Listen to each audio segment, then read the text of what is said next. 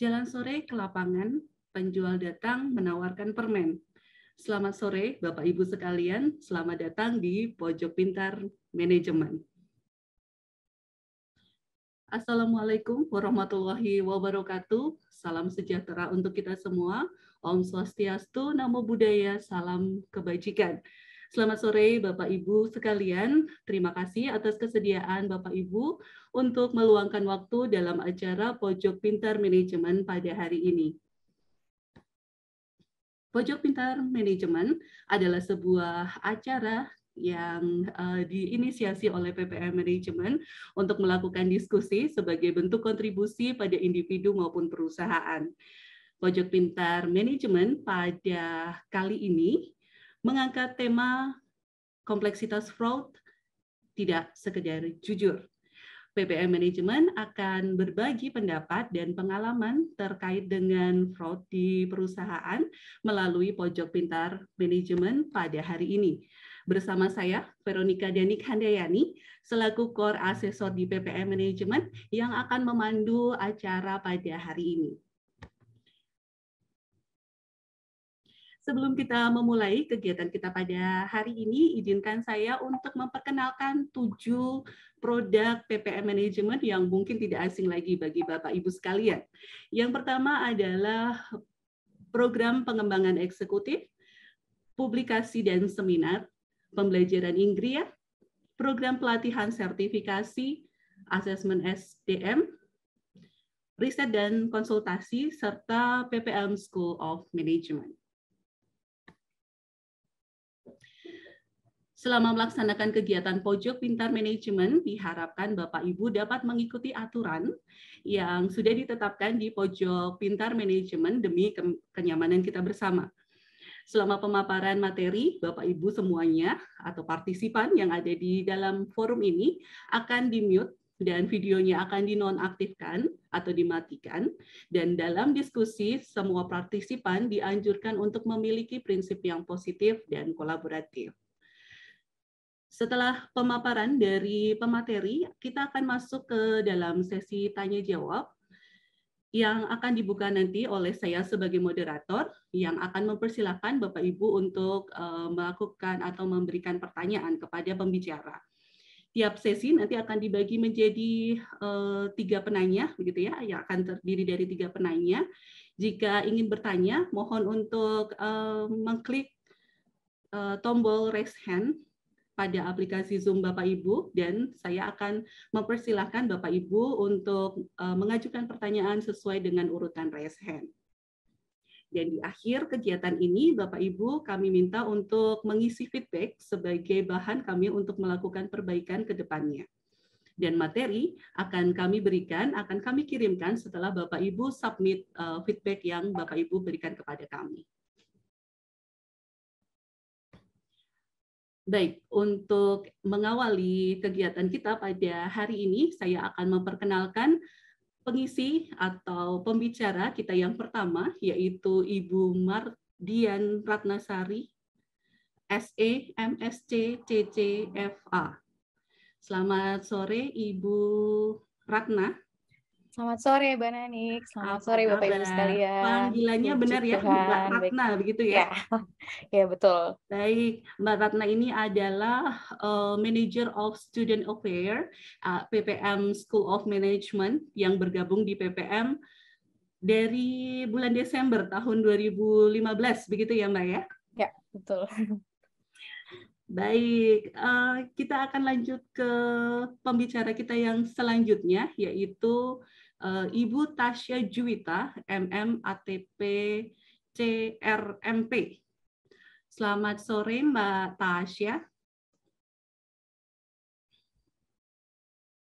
Halo, selamat sore Mbak Tasya. Halo, selamat sore Mbak Dani. Apa kabar sore ini?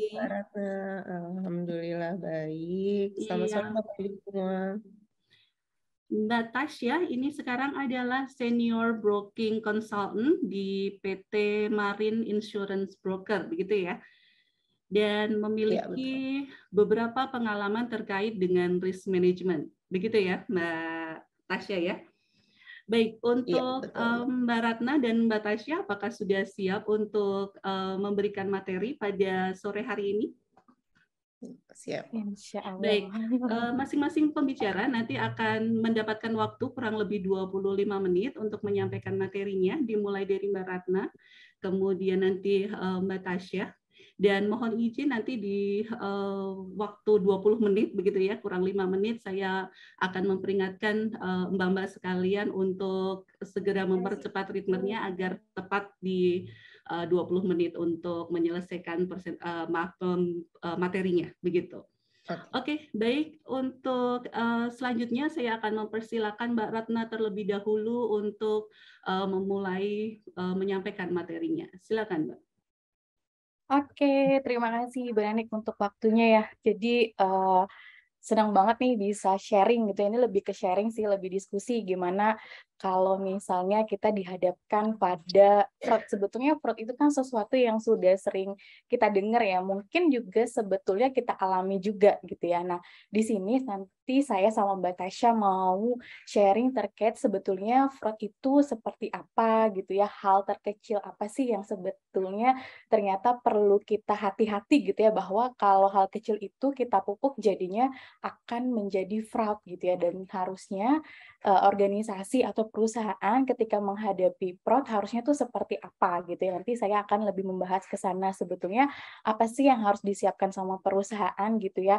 Lalu bagaimana memitigasinya gitu ya. Nanti kita lebih ke diskusi dan sharing aja gitu ya Bapak Ibu. Jadi tidak untuk menggurui saya di sini. Oke, kalau berbicara fraud, sebentar ya, ini kenapa tidak bisa di slide? Oke, baik. Oke, kalau berbicara fraud, ini kan sebetulnya hal yang sudah bukan sesuatu yang baru lagi gitu ya. Apalagi kalau berbicara dengan tata kelola perusahaan gitu ya. Maunya organisasi itu aman, secure, asetnya nggak dicuri gitu ya. Terus laporan keuangannya baik-baik aja, setiap tahun maunya untung terus gitu ya.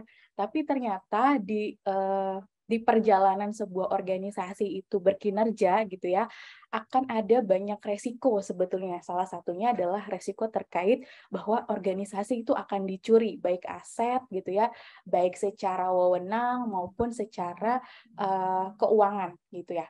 Nah, dari report ACFI ini, Bapak Ibu sekalian, dari tahun 2021 gitu ya, ACFI ini adalah Asosiasi Fraud Examiner gitu ya. Jadi memang yang berfokus pada fraud-fraud yang terjadi di berbagai negara gitu ya.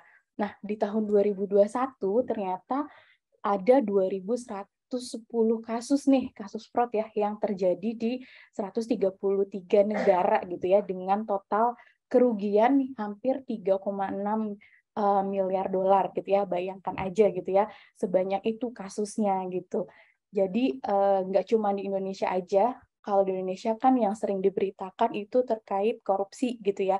Cuman kalau yang terjadi di beberapa perusahaan swasta itu mereka cenderung lebih mengkip sih kalau sampai terjadi ada fraud dalam perusahaannya gitu ya, karena memang berkaitan dengan nama baik perusahaan dan nilai perusahaan yang akan otomatis drastis menurun kalau sampai publik tahu bahwa dalam perusahaannya terjadi fraud gitu ya.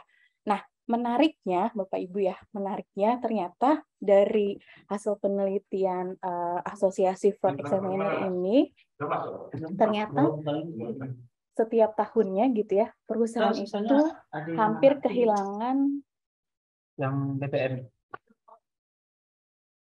Oke, sudah bisa di-mute. Oke, setiap tahunnya perusahaan itu hampir kehilangan 5% dari pendapatannya gitu ya. Karena apa? Karena adanya fraud gitu ya. Jadi sebetulnya fraud ini sesuatu hal yang nggak harus besar Bapak Ibu, tapi ada juga hal-hal kecil yang sebetulnya seperti sesuatu yang tidak terlihat, tidak tersadarkan, tapi ternyata kalau itu kita runut gitu ya, kalau kita lihat gitu ya motif di belakang kenapa hal itu bisa terjadi, ternyata itu bisa diindikasikan sebagai fraud gitu ya. Nah, menariknya lagi, Bapak Ibu ya, ternyata pelaku itu bisa saja terjadi di berbagai lini perusahaan atau organisasi ya. Bisa dari karyawan biasa, manajer, maupun eksekutif gitu. Nah, di sini, di datanya gitu ya, menariknya adalah bahwa yang melakukan lebih banyak menghasilkan kerugian itu adalah kalau fraud itu dilakukan di tingkat eksekutif. Paham ya? Jadi kalau di tingkat eksekutif bisa dibayangkan para eksekutif itu kan punya suatu kewenangan yang cukup besar gitu ya, yang secara rules tanggung jawab juga besar gitu ya.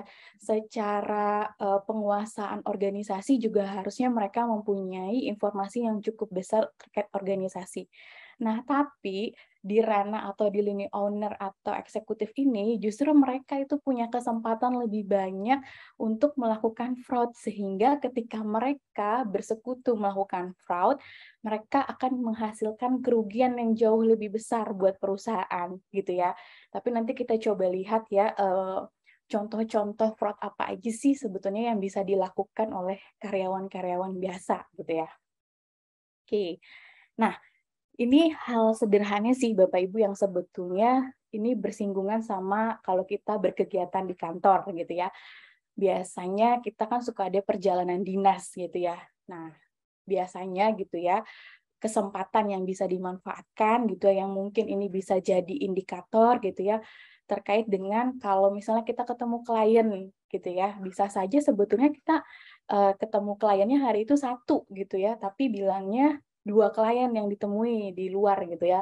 Nah, biasanya kan ada biaya entertain klien gitu ya. Nah, bisa saja terkait dengan pengajuan biaya makan siang yang nggak pernah ada. Nah, tadi misalnya sebenarnya ketemu kliennya satu, cuman diklaim untuk biaya makan siangnya adalah 2 kali, bilangnya ketemu kliennya 2 gitu ya. Itu sebetulnya hal-hal kecil yang sebetulnya memupuk sikap kecenderungan untuk melakukan fraud gitu ya Bapak Ibu. Lalu kedua terkait perjalanan dinas gitu ya. Terkait dengan memasukkan bukti-bukti pengeluaran perjalanan dinas gitu ya. Bisa saja terkait dengan jatah transportasinya gitu ya, atau jatah laundry bajunya gitu. Itu hal-hal kecil yang sebetulnya bisa mendorong seseorang untuk melakukan fraud gitu ya. Harusnya dari jatahnya 100.000, tapi karena dia bentuknya at cost gitu ya, jadi bill-nya dibesar-besarkan seperti itu. Hal lainnya lagi gitu ya, ini hal simple banget gitu ya. Saya nggak mau bahas di laporan keuangan, kalau udah bahas laporan keuangan itu sudah agak dalam gitu ya. Kita coba lihat di bagian atas aja nih sebetulnya yang bisa kita lihat keseharian itu seperti apa gitu ya. Nah, terkait penggajian atau honor gitu ya, bisa saja kalau misalnya pegawai di bagian HR gitu ya tahu bahwa ada karyawan gitu ya, atau bisa saja karyawan bekerja sama dengan bagian HR untuk mengajukan lembur fiktif. Bilangnya lembur nih, tapi ternyata nggak sampai lembur sebetulnya, pekerjaan itu harus diselesaikan gitu. Jadi klaim lembur fiktif gitu ya. Lalu ada juga membayarkan sejumlah honor kepada karyawan fiktif. Bisa saja kan ada karyawan-karyawan yang sudah menjadi pensiun gitu ya, atau cuman jadi associate gitu ya. Nah, sebetulnya udah lama nih nggak dipakai gitu ya. Cuman karena kontrolnya lemah di bagian HR, jadi HR tidak mengeliminasi karyawan ataupun associate-associate yang sudah tidak digunakan, sehingga membuka kesempatan gitu ya bagian untuk unit mengajukan pembayaran honor terhadap sejumlah karyawan yang fiktif gitu ya. Itu hal-hal sederhana sebetulnya. Lalu transfer. Nah, ini terkait dengan kalau misalnya punya wewenang gitu ya, bisa aja mentransfer sejumlah uang perusahaan ke rekening pribadi. Dan bilangnya sih pinjam dulu aja, besok juga saya ganti kok gitu ya. Besok kalau bonus keluar saya ganti gitu. Nah, hal-hal seperti itu kan sebetulnya nggak boleh ya, karena memang itu masuknya ke aset misappropriation. Jadi memanfaatkan aset perusahaan untuk kepentingan pribadi gitu ya. Nah, contoh sederhana lainnya itu terkait dengan penyalahgunaan wewenang atau aset. Misalnya aja gitu ya, terkait dengan kalau misalnya kita memiliki suatu struktural tertinggi gitu ya, misalnya kita dikasih mobil dinas gitu ya. Nah, tapi mobil dinasnya itu kan biasanya harusnya digunakan pada saat jam kerja saja gitu, atau untuk kepentingan pekerjaan gitu ya. Tapi dipakai untuk liburan keluarga, keluar kota, seperti itu. Itu kan sudah suatu hal pembiasaan gitu ya, pembiasaan terkait penyalahgunaan aset ataupun wewenang yang ada dalam organisasi. Atau mungkin hal paling kecil lagi gitu ya, kalau misalnya kita dikasih akses Zoom gitu ya, akses Zoom yang premium gitu ya. Nah, dan kebetulan kita juga seorang yang suka sharing dan lainnya gitu ya, bisa saja akun Zoom yang difasilitasi tadi misalnya ya digunakan untuk kepentingan pribadi gitu ya. Jadi untuk mempromosikan diri sendiri gitu ya di berbagai tempat yang lain. Nah, atau bisa saja ketika kita mempunyai suatu kompetensi yang cukup khusus gitu ya, dan itu diperlukan di banyak perusahaan gitu ya. Nah, bisa saja kita memberikan jasa yang sama untuk organisasi pesaing. Nah, itu sebetulnya agak kurang etis gitu ya. Karena memang kalau berbicara etika, kita selalu akan dihadapkan pada dilema gitu ya. Pasti gitu ya. Betul nggak ya yang saya lakukan ini gitu ya. Cukup fair atau tidak gitu ya. Ini kalau berbicara fraud memang berbicara ke ranah sana gitu ya. Berbicara bagaimana kita mengukur etis atau tidak etis atas suatu tindakan kita gitu ya. Nah, di sini gitu ya, dari hasil penelitian Associate Fraud Examiner tadi juga ya, di sini terlihat bahwa kenapa sih sebuah fraud itu bisa terjadi gitu ya. Ada dua hal di sini ya. Pertama itu terkait dengan kurangnya kontrol internal gitu ya. Jadi sebetulnya sebuah kontrol internal itu penting ya Bapak Ibu dalam sebuah perusahaan ya. Atau mungkin bisa saja sudah ada kontrol internalnya tapi diabaikan atau dikesampingkan. Ah udahlah, nanti makin lama birokrasinya. Ah udahlah, biarin aja, yang penting saya tahu. Nah, itu merupakan sebuah pembiasaan atau mengesampingkan sebuah sistem yang sebetulnya sudah ada atau cukup baik gitu ya. Nah, di sisi lain, Bapak Ibu gitu ya, kenapa sih sebuah organisasi itu harus membangun sebuah anti fraud gitu ya? Karena harapannya sebuah sistem anti fraud itu bisa menurunkan tingkat kerugian yang dialami karena perilaku kecurangan tersebut, dan untuk bisa mendeteksi fraud itu lebih cepat gitu ya. Fraud itu bukan suatu hal yang mudah Bapak Ibu sekalian gitu ya. Karena nanti perjalanannya akan panjang gitu ya. Sebuah sistemnya juga harus dibangun, bukan hanya sistemnya nih, bukan hanya wujudnya, tapi people-nya juga harus dibangun gitu ya. Nah, buktinya dari penelitian ini 81% perusahaan yang menjadi korban dari adanya fraud di perusahaannya itu melakukan peningkatan prosedur review manajemen. Jadi memang di tingkat manajemennya di atas itu memang reviewnya harus, otorisasinya itu harus bertahap lalu berkala gitu ya, harus dilihat lagi gitu, dicek kembali gitu. Jadi memang secara birokrasi memang agak lebih panjang, tapi mungkin itu juga menjadi salah satu yang bisa memprotek atau mencegah gitu ya. Kalau misalnya di reviewnya berkali-kali, itu harapannya sih dipastikannya lebih yakin gitu ya. Nah, yang satu lagi itu harapannya dengan adanya sistem anti fraud gitu ya, bisa meningkatkan penggunaan data atau analisis yang lebih proaktif. Jadi memang ketika berbicara kinerja gitu ya, tidak hanya yang dilihat adalah kinerja keuangannya saja, tapi dilihat juga aspek lain di luar itu gitu ya. Karena seringkali banyak motif gitu ya yang melatar belakangi kenapa seseorang itu melakukan kecurangan gitu. Nggak semata-mata gajinya kecil kok gitu ya, tapi bisa saja karena tidak ada apresiasi gitu ya, tidak ada kejelasan dalam rules pekerjaan, atau mungkin tidak adanya keterbukaan informasi satu sama lain gitu. Itu yang membuat atau memotivasi seseorang melakukan berbagai atau mempunyai kesempatan untuk berperilaku curang gitu ya. Nah, menariknya di sini dari penelitiannya Zimpelman 2017 gitu ya, bahwa ada 30% individu yang hampir selalu jujur. Nah, kalau kita punya karyawan yang 30% ini, organisasi nggak perlu repot gitu ya sebetulnya, karena tinggal memberikan contoh, pimpinan tinggal memberikan contoh bagaimana bekerja dengan menjaga integritas gitu ya. Karena kalau individunya itu hampir selalu jujur, ya sebetulnya kesempatan untuk melakukan curang itu harusnya tidak ada gitu ya. Tapi di balik 30 orang itu gitu ya, dari 30 orang ini masih ada nih 40% individu yang jujur tapi tergantung pada situasi gitu ya. Kalau situasi ini menguntungkan, oke lah saya jujur gitu ya. Tapi kalau situasi ini mengancam, mending diem aja deh kayak gitu. Jadi memang akan ada individu-individu sebesar 40% yang perilaku jujurnya itu akan tergantung pada situasi gitu ya. Nah, bahayanya gitu ya, ada 30% individu yang selalu nggak jujur. Jadi memang secara karakter atau pembawaan memang dia lebih memilih nggak jujur atau memang sudah kebiasaan dia berperilaku tidak jujur. Nah, yang 30% inilah yang menjadi PR yang cukup berat untuk perusahaan gitu ya, karena untuk perusahaan jadi karena perusahaan harus memastikan gitu ya bahwa individu dengan 30% yang selalu tidak jujur ini bisa dicegah perilakunya gitu ya. Nah, bagaimana lalu perusahaan harus merespon, bagaimana perusahaan harus memitigasi gitu ya. Kita coba lihat di sini ya, Bapak Ibu sekalian. Hal pertama gitu ya yang harus perusahaan lihat gitu ya atau perusahaan siapkan ya. Pertama itu perusahaan harus membuat kebijakan yang sifatnya terbuka dan mudah diakses. Gini, sebelum kita menyiapkan sebuah sistem anti fraud, tadi saya sudah bilang bahwa kita siapkan dulu people-nya. Ya, orang-orang di dalam organisasinya kita siapkan dulu gitu ya. Cukup mau menerima nggak dengan sebuah kebijakan gitu ya. Nah, sebagai dari bagian organisasi gitu ya, pimpinan juga harus mau terbuka gitu ya.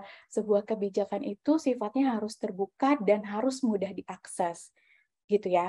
Karena begini, ketika pegawai itu merasa memiliki gitu ya, memiliki atas organisasi tersebut gitu ya, peduli akan kemajuan organisasi, kebijakan itu bukan suatu hal yang mengerikan gitu ya. Oh, bisa dilihat dari satu sudut pandang yang positif bagi karyawan atau pegawai. Tapi kalau dari kebijakan itu aja sifatnya tertutup gitu ya, tidak mau membuka diskusi gitu ya, maka yang ada itu akan menciptakan peluang-peluang kecurangan gitu ya. Kenapa sebuah kebijakan harus terbuka gitu ya? Karena ketika sebuah kebijakan itu terbuka, harapannya karyawan atau pegawai itu menyadari gitu ya akan adanya sebuah tekanan. Misalnya, kebijakannya tahun ini sales meningkat 20%. Waduh, gitu ya. Kalau ini yakin nih Bu 20% gitu ya. Nah, itu harus didiskusikan dulu gitu ya. Yakin nggak nih di angka 20% gitu ya. Kalau misalnya terbuka diskusinya, langsung menemukan titik temu gitu ya. Harusnya setiap pegawai ini menyadari akan adanya tekanan, kemungkinan permasalahan di masa depan, dan rasionalisasi pegawai. Nah, jangan sampai dengan tidak terbukanya kebijakan ini gitu ya, nanti malah akan menimbulkan rasionalisasi pelaku fraud gitu ya.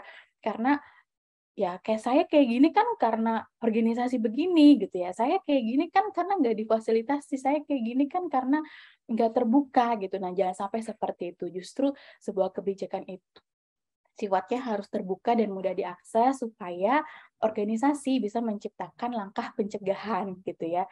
Jadi kalau misalnya sudah tahu nih ada tekanan, sudah tahu akan ada timbulnya permasalahan, harusnya hal itu segera dimitigasi ya, karena itu kan resiko yang harus segera diselesaikan, dikelirkan gitu ya, dan sebisa mungkin jangan harapannya resiko itu tidak terjadi gitu ya. Oke. Jadi harapannya sebuah kebijakan itu sifatnya terbuka supaya pegawai pun merasa secure gitu ya, aman gitu, tidak diabaikan juga di dalam organisasi. Nah, selanjutnya ketika itu sudah terjadi gitu ya, ketika sudah ada sebuah kebijakan, diciptakanlah dan dikomunikasikanlah ekspektasi gitu ya terkait dengan kebijakan gitu ya, kebijakan yang ada, kebijakan yang dibuat ya. Jadi ketika organisasi punya ekspektasi itu dikomunikasikan kepada karyawan gitu ya, kepada pegawai gimana sih maunya organisasi gitu ya. Lalu disampaikan juga secara eksplisit gitu ya, standar perilaku yang seharusnya itu yang seperti apa gini. Terkadang kita sebagai individu itu kan selalu dihadapkan pada berbagai dilema etis gitu ya. Nah, disampaikan saja secara eksplisit gitu ya, organisasi itu oke atau no oke dengan perilaku yang seperti apa, supaya pegawai juga mempunyai rules yang jelas gitu ya. Jadi kalau saya melakukan A, oh berarti saya berperilaku curang gitu. Kalau saya melakukan B, oh berarti saya sudah berperilaku secara tepat gitu ya, tidak merugikan organisasi. Jadi kalau untuk membangun sistem anti fraud dibangun dulu people-nya gitu, supaya sama-sama menyadari bahwa kalau sampai terjadi kecurangan, ini yang rugi nggak cuma organisasi, tapi kita sebagai aset intelektual perusahaan itu juga merasa bahwa kalau sampai saya berperilaku seperti itu, berarti saya merugikan diri saya sendiri, seperti itu. Nah, tentunya terkait dengan mengkomunikasikan, menyamakan sebuah persepsi gitu ya, itu tidak bisa dengan satu kali gitu ya. Tapi kita organisasi juga perlu merancang program pelatihan kesadaran kecurangan.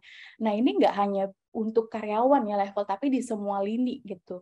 Jadi nggak cuma karyawan aja yang dianggap tidak paham sebetulnya kecurangan itu apa dan harus bersikap bagaimana, tapi baiknya kita perlu merancang program pelatihan kesadaran kecurangan yang berkala gitu ya, diingatkan gitu ya, supaya melekat tuh lama-lama. Ketika sudah melekat, berarti kan itu harapannya bisa diinternalisasi sendiri gitu ya, ketika itu sudah melekat. Memang di awal pada saat membangun sebuah sistem anti fraud ini sangat sulit ya untuk melakukan pendekatan atau menyamakan tujuan gitu ya, bahwa ketika fraud terjadi organisasi tidak hanya rugi secara material gitu ya, tapi juga akan banyak dampak lain yang akan dirasakan gitu ya. Nah, selanjutnya organisasi juga perlu mengkomunikasikan ekspektasi yang konsisten mengenai adanya sanksi bagi pelanggar gitu. Jadi ketika memang sudah ada, itu sudah terjadi gitu ya fraudnya, itu memang harus disampaikan juga di awal gitu ya, ekspektasi harapannya kan organisasi semua karyawan jujur gitu ya, berkinerja dengan produktif gitu ya, tidak berusaha merugikan perusahaan gitu ya.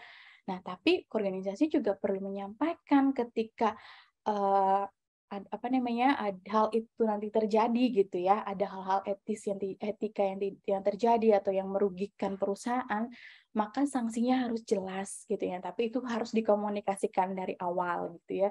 Jadi supaya ekspektasi antar organisasi dengan karyawan itu sama gitu. Jadi memang dikomunikasikan dengan secara baik. Nah, yang terakhir gitu ya, bagaimana perusahaan harus merespon gitu ya. Organisasi harus bisa menciptakan prosedur operasional yang jelas dan pelatihan berkelanjutan. Seperti ini. Kalau dari operasionalnya nggak jelas, nggak clear gitu ya, kayak saya mau pelatihan tapi nggak clear nih, ini saya harus mengajukan ke siapa, berapa ini yang bisa diklaim dan lainnya, itu hanya akan menciptakan lingkungan kecurangan yang semakin tinggi gitu ya. Kondisi organisasi yang tidak sehat atau cenderung negatif, tidak positif, gitu, prosedural operasional yang berantakan gitu, yang tidak jelas, tidak clear gitu ya secara operasionalisasi, itu hanya akan menciptakan lingkungan kecurangan yang semakin tinggi. Di mana kalau lingkungan kecurangannya semakin tinggi, maka kesempatan untuk melakukan berperilaku curang pun semakin tinggi, begitu. Selanjutnya gitu ya, nah terkait bagaimana organisasi harus merespon, oke bisa di mute.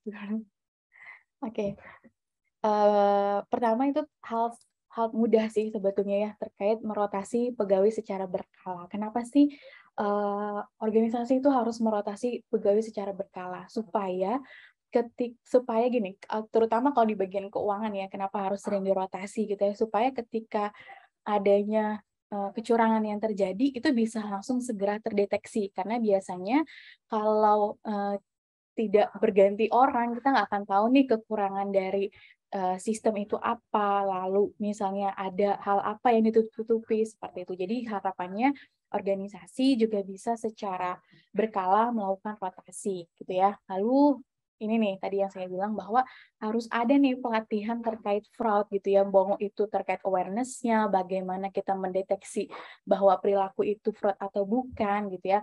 Nah, yang mana pelatihan ini juga harus gak cuman untuk karyawan gitu ya, tapi untuk manajer, eksekutif gitu ya. Jadi betul-betul dilakukan di semua lini gitu. Jadi supaya seluruh karyawan atau pegawai juga memahami bahwa fraud ini bukan kepentingan untuk karyawan aja, tapi untuk seluruh organ organisasi gitu ya. Nah, cara lain bagaimana perusahaan bisa merespon, yaitu perusahaan bisa melakukan formal fraud risk assessment. Jadi memang harapannya adalah tidak hanya terkait resiko-resiko apa nih yang dihadapi oleh masing-masing unit atau bagian gitu ya, tapi masing-masing unit dan bagian juga bisa mulai mendeteksi kemungkinan-kemungkinan gitu ya, resiko kecurangan yang bisa terjadi di unitnya gitu ya. Kadang seringkali begini, hal mudah dalam keseharian kita gitu ya, terkait dengan mungkin bisa pengadaan. Nah, karena mungkin kita kenal sama vendornya gitu ya, atau mungkin kita sudah langganan gitu, ayo deh masuk yuk ke perusahaan saya gitu ya, nanti saya kasih proyekan terus nih, tapi nanti saya dikasih ya 10%-nya gitu. Nah, seperti itu. Jadi memang Mbak Ratna, 4 menit lagi ya. Oh, oke. Baik, ini sudah terakhir Mbak Danik. Oke. Jadi memang untuk membuat sebuah organisasi itu clear dari kemungkinan adanya fraud itu bukan sebuah hal yang mudah gitu ya. Gak cukup sulit juga kalau memang bergeraknya bersama-sama gitu. Tapi di awal harus diciptakan sebuah komunikasi yang cukup baik gitu ya, sebuah sikap keterbukaan gitu ya. Jadi memang untuk hal tersebut itu tidak lagi dipandang sebagai ini kepentingan A aja atau kepentingan B saja, tapi supaya lebih dilihat bahwa ini menjadi kepentingan bersama, seperti itu. Jadi sebelum kita bangun sebuah sistem anti fraudnya, sebenarnya banyak Bapak Ibu ya, sistem lain yang bisa kita bangun. Bisa kita mulai dari sistem rekrutmen karyawan kita atau pegawai kita gitu ya. Kita lihat background check-nya gitu ya. Sebelum-sebelumnya dia punya masa lalu yang seperti apa, perilaku yang ada nggak, dia pernah melakukan perilaku tidak etis dan lainnya. Nah, itu sebenarnya screening di awal supaya 30% individu yang bersikap selalu tidak jujur itu bisa tereliminasi di awal gitu, supaya PR di organisasi itu tinggal menyamakan ekspektasi, membuat training anti fraud gitu ya. Jadi harapannya setiap kesempatan atau celah kecurangan yang dalam organisasi bisa tertutup rapat gitu. Nah, dari saya sharingnya sekian, jadi semoga bisa menjadi sebuah gambaran untuk Bapak Ibu di organisasi gitu ya, bagaimana kita harus merespon ketika memang indikasi-indikasi gitu ya, kayak udah ada ini apa namanya, sinyal-sinyal nih ada kecurangan di perusahaan gitu ya. Jadi sebetulnya hal paling mudah untuk mendeteksi itu adalah ketika kita makan siang. Kalau kita ngobrol kan, kalau makan siang itu biasanya semua diobrolin gitu ya. Nah, justru dari obrolan-obrolan yang mungkin nggak sengaja gitu ya, itu bisa menjadi salah satu indikasi gitu ya. Mungkin itu saja dulu dari saya, Mbak Nanik. Saya kembalikan ke Mbak Nanik. Oke, terima kasih Mbak Ratna, menarik sekali. Baik, setelah presentasi yang kedua atau pemateri yang kedua, nanti Bapak Ibu akan diberikan kesempatan untuk mengajukan pertanyaan. Tetapi mohon maaf, mengingatkan sekali lagi selama pemateri sedang memberikan materi, mohon Bapak Ibu untuk menonaktifkan suara agar suaranya tidak masuk dan mengganggu pemateri untuk memberikan materinya. Dan saat nanti sudah waktunya untuk melakukan tanya jawab, silakan Bapak Ibu mengangkat tangan ya dengan cara raise hand, dengan cara mengklik tombol raise hand yang ada di menu partisipan, kemudian raise hand, dan saya akan memberikan kesempatan Bapak Ibu untuk bertanya. Baik, terima kasih sekali lagi Mbak Ratna untuk materinya yang menarik ya. Tadi Mbak Ratna sudah sharing apa sih itu perilaku-perilaku yang termasuk ke dalam fraud begitu ya. Siapa saja yang mungkin akan menjadi pelakunya dan bagaimana perusahaan merespon. Nah, terkait dengan hal yang sama, ada pemateri kita yang kedua yaitu Mbak Tasya yang juga akan sharing terkait dengan fraud ini. Nah, kita akan memberikan kesempatan kepada Mbak Tasya untuk sharing materinya dan semoga ini akan jadi lebih bersemangat ya, Bapak Ibu akan lebih bersemangat dan nanti di sesi tanya jawab akan lebih aktif kembali. Baik, silakan Mbak Tasya untuk memulai materinya. Oke, terima kasih Mbak Dani atas kesempatannya. Selamat sore Bapak Ibu semua. Saya izin share screen dulu ya. Oke, baik, saya langsung mulai saja. Jadi materi yang akan saya bawakan adalah fraud and how to protect your company against it. Gitu. Jadi kalau tadi mungkin Bu Ratna udah memulai materi ini dengan data-data terkait dengan fraud, kemudian contoh-contoh simpel apa saja yang terjadi di sekitar kita gitu ya, kemudian best practice-nya di perusahaan seperti apa untuk menghandle-nya. Nah, saya mungkin sesuai dengan background saya di risk management, saya ingin membahas mengenai bagaimana risk management against fraud atau fraud risk management itu dilakukan. Jadi mungkin kita tetap harus bahas dulu pemahamannya ya, bahwa fraud itu adalah penipuan yang dengan sengaja dilakukan untuk mendapatkan keuntungan secara ilegal dengan mengorbankan pihak lain. Pihak lain itu bisa individu, bisa organisasi, bisa negara, gitu ya. Nah, lalu siapa sih orang-orang yang dianggap melakukan fraud? Itu adalah jika pelaku itu memberikan keterangan palsu sebagai fakta material. Fakta material itu termasuk sengaja menahan informasi penting dan memberikan pernyataan palsu kepada pihak lain. Dan pelaku mengetahui pihak lain tuh nggak cuma korban ya, tapi pihak lain di luar korban yang nantinya akan berdampak pada si korban. Nah, kemudian dianggap melakukan fraud juga jika pelaku mengetahui bahwa pernyataan itu tidak benar atau data yang diberikan itu tidak benar. Dan pelaku memiliki niat untuk melakukan tindakan ilegal atau penipuan. Lalu korban, yang dimaksud dengan fakta material itu adalah karena korban mengandalkan pernyataan palsu tersebut, kemudian korban jadi menderita kerugian karena bertindak atas pernyataan palsu yang disengaja tersebut. Nah, lalu kalau tadi adalah orang-orang yang melakukan fraud itu seperti apa. Nah, sekarang kita bahas kategori dari fraudnya ya. Jadi fraud itu jenisnya macam-macam banget dan semakin berkembangnya teknologi dan informasi dan sistem itu juga makin berkembang skema-skema fraud yang ada di dunia ya. Jadi kalau Bapak Ibu juga tahu bahwa di institusi keuangan itu juga semakin banyaknya produk yang berkembang, skema fraud juga semakin berkembang gitu ya.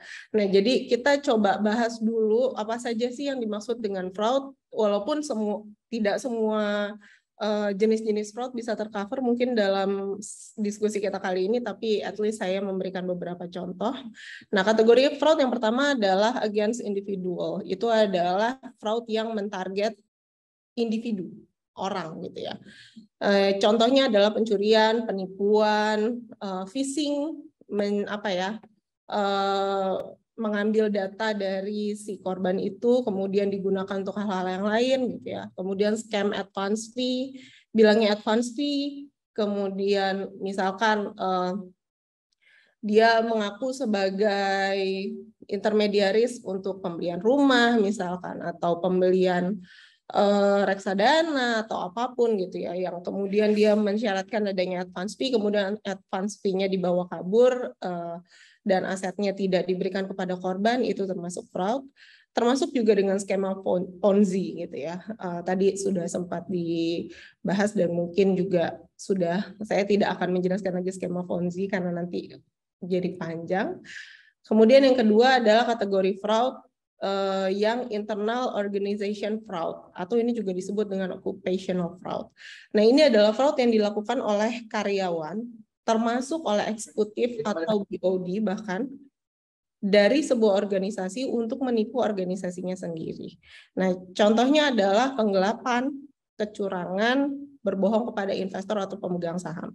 Jadi sebenarnya untuk yang kategori kedua ini, internal organization fraud ini bisa dibagi jadi dua lagi gitu ya. Internal organization fraud dan satu lagi adalah management fraud. Biasanya management fraud ini yang dilakukan oleh eksekutif atau BOD yang fungsinya tujuannya adalah untuk berbohong kepada investor atau pemegang saham, gitu ya.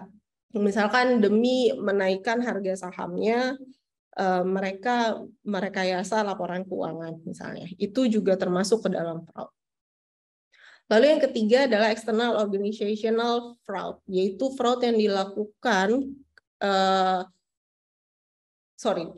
fraud yang dilakukan kepada sebuah organisasi dari pihak luar. Jadi pihak luar yang melakukan fraud kepada organisasi, gitu ya. Contohnya adalah penipuan yang dilakukan oleh vendor, penyuapan kepada karyawan, gitu. Tadi Mbak Ratna sempat singgung juga, misalkan ada vendor yang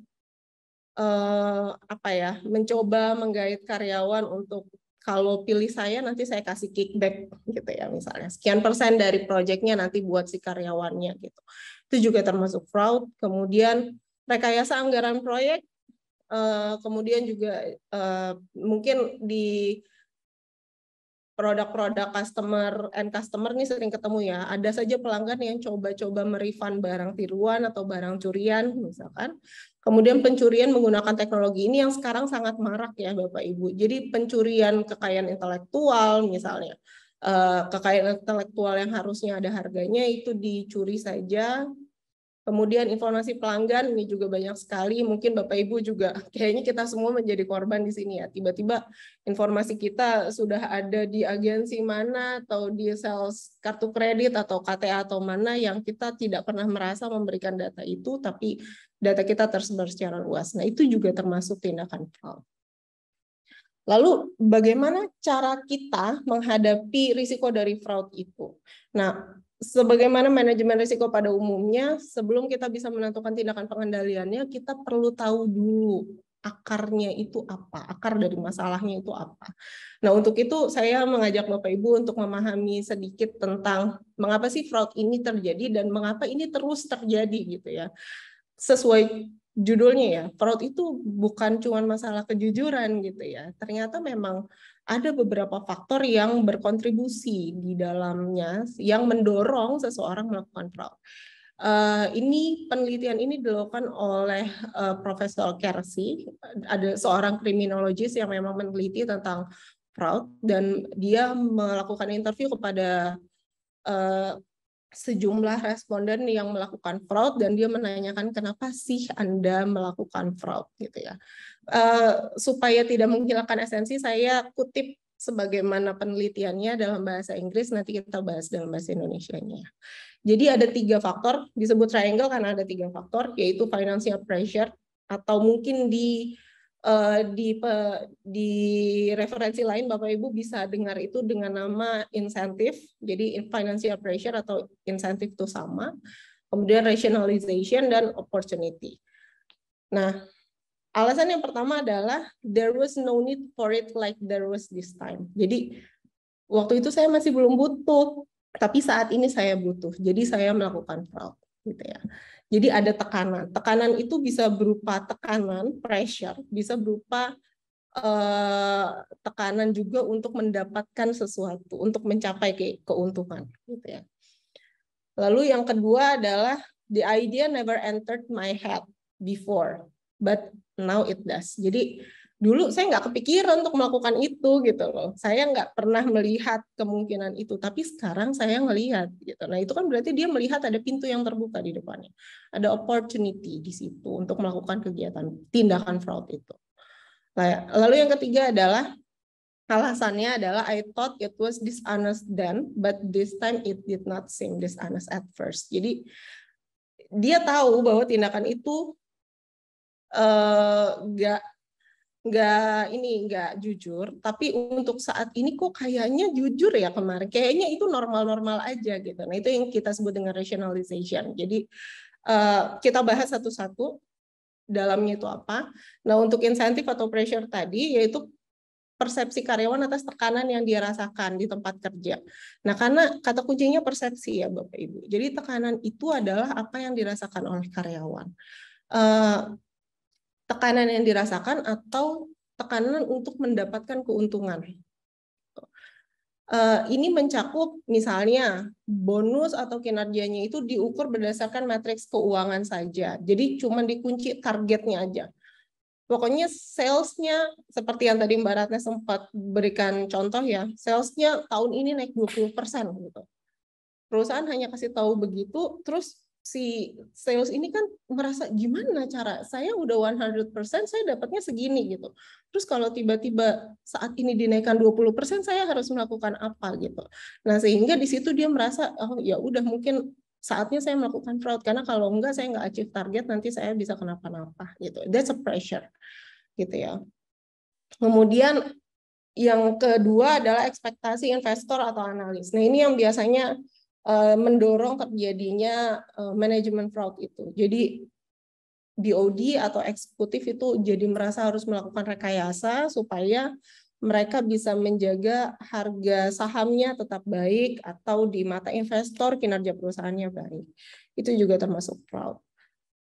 Lalu insentif personal. Nah, ini biasanya untuk keuntungan pribadi saja. Ini yang biasanya kita sering lihat contohnya ya, terjadi penggelapan dana perusahaan misalnya, atau seorang individu menipu individu yang lain gitu. Ini yang sangat banyak contohnya. Lalu yang kedua, triangle yang kedua adalah opportunity, yaitu kondisi yang memungkinkan fraudnya terjadi. Pintunya jadi terbuka gitu ya. Karena pintunya kebuka, orang jadi mau coba-coba. Kenapa pintunya bisa kebuka? Yang pertama karena pengawasan internalnya lemah gitu ya. Di situ pengawasan internal lemah itu adalah termasuk buruknya pembagian kewenangan. Jadi wewenangnya itu tumpang tindih sehingga orang-orang di organisasi nggak tahu siapa in charge untuk apa, kemudian saya responsible kepada siapa, saya report kepada siapa itu nggak jelas gitu. Sehingga biasanya dari pembagian kewenangan yang buruk itu nanti turunnya jadi lemahnya pencatatan. Gitu ya. Lemahnya pengawasan. Jadi atau bahkan tidak diawasi sama sekali gitu ya. Tidak ada proses check and balance di situ. Nah, itu sangat memungkinkan terjadinya fraud. Lalu buruknya pencatatan juga sangat berpengaruh. Jadi tidak ada record dari segala sesuatu yang terjadi di perusahaan. Nah, kemudian juga tone from the top yang buruk ini sangat penting. Jadi manajemen puncak itu harus menunjukkan komitmen atas etika bisnis, integritas, dan kejujuran. Ini harus ditunjukkan. Jadi kalau atasan cuma bilang nggak boleh melakukan tindakan yang tidak jujur, tidak boleh melakukan korupsi, nggak boleh korupsi waktu, tapi atasannya melakukan korupsi waktu. Bahkan melakukan korupsi berjamaah dengan bawahan-bawahannya. Ini kan bawahnya jadi merasa, oh atas bisa ya, oh ternyata boleh ya melakukan itu gitu ya. Jadi mereka yang tadinya nggak ngelihat chance itu jadi ngelihat, mendapatkan tauladan dari atasannya justru ya. Kemudian yang ketiga adalah kebijakan akuntansinya tidak memadai. Tidak memadai ini kebijakan akuntansi yang dimaksud di sini adalah bagaimana pencatatan keuangan itu dilakukan dalam perusahaan. Kita kan tahu walaupun sebenarnya ada satu guideline tertentu gitu ya untuk pencatatan akuntansi, tapi biasanya di tiap-tiap perusahaan tuh punya skema kebijakan pencatatan akuntansi yang berbeda-beda gitu ya. Contohnya pelaporan atau bagaimana pengakuan atas biaya, pengakuan atas lembur misalnya, atau pengakuan atas pendapatan. Nah, itu yang perlu clear sekali. Tadi Mbak Rata juga sempat singgung, kalau operasionalnya tidak clear dan tidak dikomunikasikan dengan clear, maka kebijakan akuntansinya juga jadi tidak clear kan otomatis. Dan akhirnya karyawan jadi bingung atau mereka bisa memanfaatkan itu gitu ya. Jadi tidak ada baiknya sesuatu yang tidak jelas dalam sebuah perusahaan. Sehingga jika ada yang tidak jelas, karyawan bisa melakukan manipulasi. Triangle yang ketiga adalah rasionalisasi, yaitu pembenaran yang dipikirkan oleh pelaku untuk melakukan fraud. Jadi dia berpikir nggak apa-apa melakukan fraud. Itu yang tadi saya bilang, awalnya kok kayaknya nggak jujur, tapi kok sekarang kayaknya boleh ya gitu dilakukan. Kenapa sih akhirnya pembenaran itu muncul? Pertama, bisa jadi karyawan tuh merasa diperlakukan dengan buruk atau tidak adil. Sehingga dia merasa dia diperlakukan secara berbeda, lebih buruk, dan akhirnya dia merasa bahwa oh ya udah saya bisa balas dendam atau saya bisa karena kalau saya melakukan baik pun saya nggak diperlakukan secara adil, ya udah saya lakukan aja yang tidak baik gitu. Lalu yang kedua adalah mengikuti contoh atasan. Lagi tone from the top gitu ya. Kalau atasannya mencontohkan, apalagi melakukan korupsi berjamaah, ya bawahannya pasti melakukan, pasti gitu ya. Yang pertama, dia jadi tahu bahwa oh ternyata perusahaan ini pengawasannya tidak baik gitu ya. Pengendalian internalnya juga tidak berjalan. Dan yang ketiga, dapat ide. Oh, bos melakukan ini, saya boleh berarti melakukan hal serupa tapi di ranahnya saya gitu kan. Jadi ngasih ide kepada karyawan untuk melakukan manipulasi. Dan yang terakhir adalah karena tidak merasa ada solusi yang lain. Jadi pelaku itu merasa bahwa fraud ini adalah satu-satunya jalan supaya dia tidak mendapat masalah.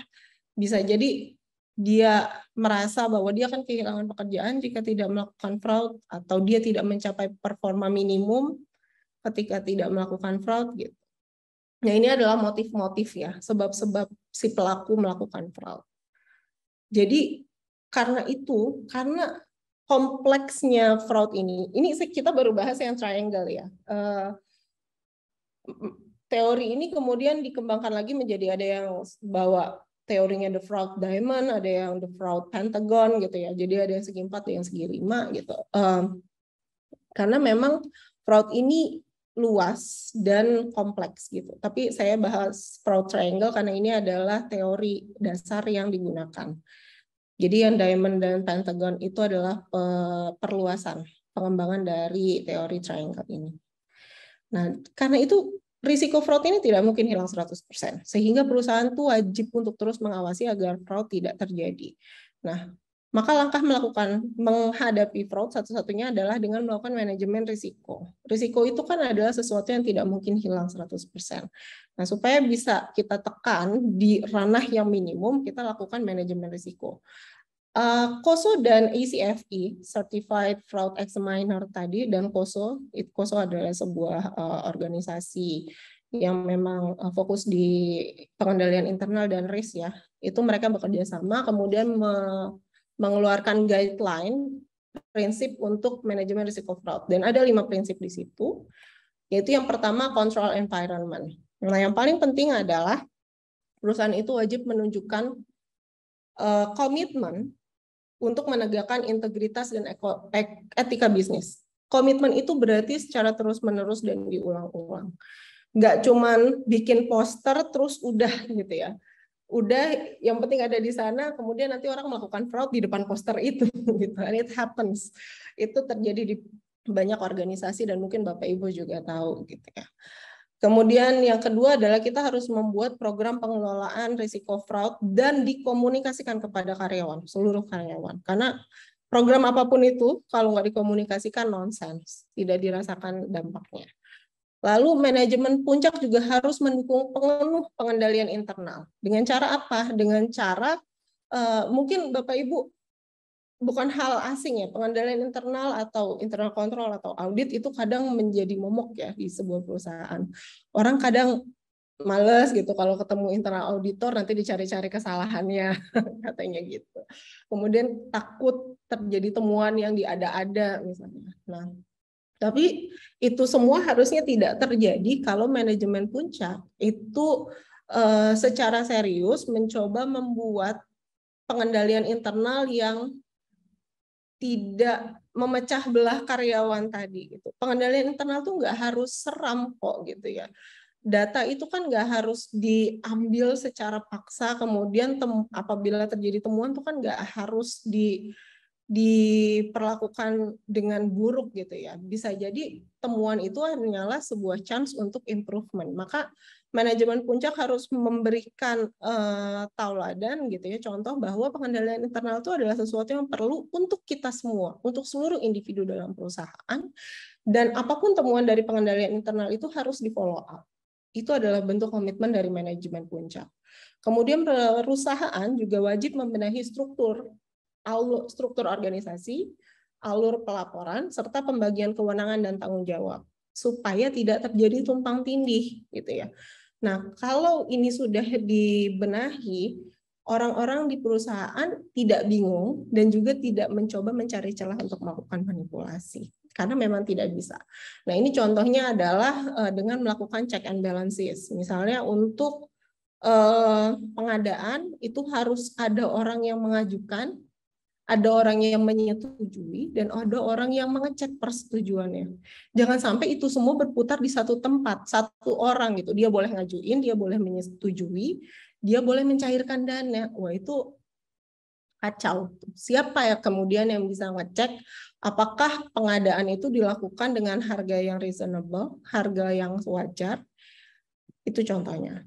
Kemudian kontrol environment itu juga harus dilakukan dengan perusahaan menunjukkan komitmen untuk mempertahankan dan mengembangkan karyawan yang kompeten. Jadi kalau karyawan itu merasa bahwa kompetensi atau performa baik mereka itu nantinya akan memberikan kesempatan kepada mereka untuk tumbuh, ya mereka nggak kepikiran untuk melakukan fraud. Ngapain? Saya jujur aja saya bisa berkembang kok. Saya jujur juga saya akan mendapatkan keuntungan di sini, gitu ya. Jadi itu akan mengencourage mereka untuk melakukan pekerjaan dengan baik. Nah, kemudian yang terakhir adalah untuk yang prinsip pertama ini, setiap individu dianggap bertanggung jawab untuk melakukan pengendalian internal pada bagian masing-masing. Jadi pengendalian internal itu dilakukan di semua ranah, termasuk si orangnya tersebut melakukan pengendalian internal untuk bagiannya sendiri, gitu ya. Jadi auditor tuh bukan jadi satu-satunya manusia yang menyeramkan di perusahaan gitu, karena semua orang bisa melakukan pengendalian internalnya gitu. Lalu prinsip yang kedua adalah risk assessment. Dalam prinsip ini, perusahaan perlu menentukan indikator keberhasilan kerja yang jelas. Harus jelas. Kalau penjualan ini atau seorang karyawan sales misalnya dianggap berhasil mencapai target jika mencapai penjualan rupiah segini, ada customer satisfaction-nya di situ gitu ya. Kemudian dari review customer-nya, customer satisfaction itu di backup dengan review customer. Nah, itu adalah indikator keberhasilan yang jelas sehingga karyawan nggak bingung apa saja yang harus dia achieve gitu ya. Yang kedua, dengan adanya indikator keberhasilan atau indikator atau target yang jelas tersebut, maka akan mudah, sebagaimana risk management pada umumnya, kalau targetnya jelas, identifikasi risikonya akan jelas. Jadi kita juga jadi lebih mudah mengidentifikasi skema fraud yang mungkin terjadi di bisnis proses atau di suatu bagian. Nah, jika kita sudah berhasil mengidentifikasi, oke, siap Mbak. Jika kita sudah berhasil melakukan identifikasi dari skema fraud yang mungkin terjadi, kita dapat melakukan merencanakan pengendalian fraud. Atau kalau memang sudah ada pengendalian fraudnya, kita evaluasi. Sesuai nggak sih pengendalian yang ada saat ini dengan kondisinya? Nah, kemudian prinsip yang ketiga adalah perusahaan melakukan tindakan pengendalian. Tindakan pengendalian. Jadi untuk melakukan tindakan pengendalian ini yang pertama perusahaan wajib mengembangkan tindakan pencegahan fraud dan mengembangkan skema deteksi fraud. Jadi untuk fraud ini selalu dua ini, prevention and detection. Prevention and detection, selalu begitu. Kenapa nggak prevention doang? Karena nggak mungkin hanya di-prevent, karena selalu ada chance fraud itu dilakukan. Kalau pernah diketahui ada fraud skema A, percayalah bahwa walaupun skema A ini sudah dibenahi, skema B yang lain akan bisa muncul gitu ya. Sehingga kita harus mengembangkan suatu skema deteksi juga. Nah, kemudian kita bisa melakukan prevention dan detection ini dengan memanfaatkan teknologi. Teknologi itu bisa teknologi yang ada saat ini ya, teknologi informasi, teknologi komunikasi, teknologi archiving, teknologi penelusuran, atau whistleblower system misalnya, yang dilakukan secara tertutup sehingga kita melindungi kepentingan dari si pelapor. Yang keempat adalah informasi dan komunikasi, yaitu kita mengembangkan skema komunikasi untuk mengumpulkan informasi dan potensi fraud. Dan kita kemudian bisa, jika memang sudah diketahui adanya potensi fraud ini, maka harus dilakukan pendekatan terkoordinasi untuk menginvestigasi. Jadi Bapak Ibu, kita wajib, jika kita mendapatkan informasi adanya potensi fraud, wajib bagi perusahaan untuk melakukan follow up. Jika tidak dilakukan follow up, maka si pelapor akan terbuli nantinya. Pada banyak kasus dan hampir semua kasus gitu ya, si pelapor ini justru akan mengalami bullying. Karena dia bisa aja dianggap dia berbohong, atau bisa saja dia dianggap cari muka, atau dia sengaja dibully oleh si pelaku. Jika memang beneran terjadi fraudnya, dibully oleh si pelaku untuk memberikan impresi bahwa si pelapor ini bukanlah orang yang trusted, yang bisa dipercaya gitu. Jadi apapun laporannya, perusahaan wajib melakukan follow up gitu ya. Dan jika memang ditemukan adanya fraud, maka perusahaan wajib untuk melakukan tindakan korektif yang tepat sasaran dan secepat mungkin. Nggak boleh ada fraud yang dianggap, oh fraudnya gini doang terus diabaikan. Adanya kelalaian untuk melakukan tindakan korektif atau tindakan pembenahan dari fraud, itu akan menimbulkan impresi bahwa perusahaan saya ternyata tidak apa-apa gitu ya. Terkait dengan fraud ini, ternyata perusahaan ini masih permisif, jadi bisa aja saya melakukannya lagi ke depannya. Itu. Jadi penting sekali bagi perusahaan untuk bisa memberikan sanksi atau sanksi dan pembenahan dari fraud yang terjadi. Dan yang terakhir adalah monitoring. Nah, monitoring itu adalah perusahaan harus membuat dan menjalankan evaluasi secara terpisah untuk memastikan bahwa 4 prinsip yang tadi sebelumnya saya jelaskan itu sudah berjalan dan dirasakan manfaatnya. Nah, jika ditemukan adanya kekurangan pada prinsip tertentu, misalnya evaluasi itu kan dilakukan apakah cara kita memanage fraud itu sudah sesuai dengan budaya perusahaan, apakah cara kita mengumpulkan informasi itu sudah sesuai dengan kebanyakan dengan demografi karyawan yang ada di sini gitu ya. Jangan sampai kita kebanyakan karyawannya millennials, kemudian kita mencoba melakukan pola komunikasinya old school sekali gitu ya, sehingga nggak kena dengan karyawannya. Nah, kekurangan-kekurangan yang ditemukan itu perlu dilakukan pembenahan, sehingga fraud risk management ini selalu berevolusi sesuai dengan kebutuhan perusahaan dan tidak menjadi beban, tapi justru menjadi sebuah program yang powerful untuk menjaga produktivitas perusahaan. Karena perusahaan yang bebas fraud itu akan aman, nyaman bagi siapapun, dan paling penting adalah produktif. Karena semua orang akan terpacu untuk bekerja secara jujur, secara benar, sesuai dengan target, sesuai dengan code of conduct, dan mereka tidak merasa bahwa saya harus melakukan fraud supaya jadi bagus di perusahaan ini, supaya berkembang. Tidak seperti itu. Oke, mungkin itu saja Mbak Dani untuk memantik diskusi pada hari ini. Silakan saya kembalikan kepada moderator. Terima kasih. Terima kasih Mbak Tasya, sangat menarik sekali ya. Tadi ada jenis-jenis alasan gitu ya. Alasan kenapa seseorang melakukan fraud begitu ya. Kemudian bagaimana itu diantisipasi, dan tidak hanya diantisipasi saja tapi juga harus dideteksi begitu ya, agar bisa menentukan tindak lanjutnya. Baik, setelah ini Bapak Ibu akan saya persilahkan untuk memberikan atau mengajukan pertanyaan. Jadi silakan diklik tombol raise hand, nanti akan diberi kesempatan. Tetapi sebelum itu mungkin pertanyaan awalan dari saya nih sangat menarik ya.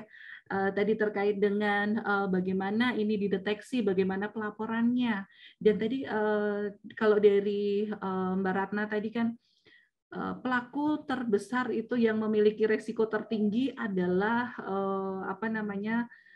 eksekutif gitu ya.